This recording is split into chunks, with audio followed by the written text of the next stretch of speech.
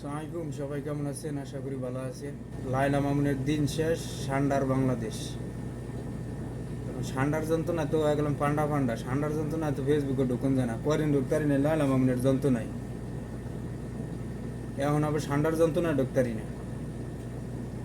ফেসবুকের নাম সান্ডা না দিয়া, ফেসবুক না দিয়া সান্ডা দেওয়াই ভালো আছিল। এই সান্ডা নাসির না গুইসব খেয়ালিছে এক বাঙালি খায় আছে হসপিটালে। ঠিক আছে, আগে সান্ডা চেনেন, তারপরে পান্ডা খান, সমস্যা নেই। সান্ডা কি, সান্ডা কই পাওয়া যায়? সান্ডা পাওয়া যায় আরব দেশে, মরুভূমিতে খায়, ফরিং মরিং খায়, ঠিক আছে, বিভিন্ন পোকামাকড় খায়।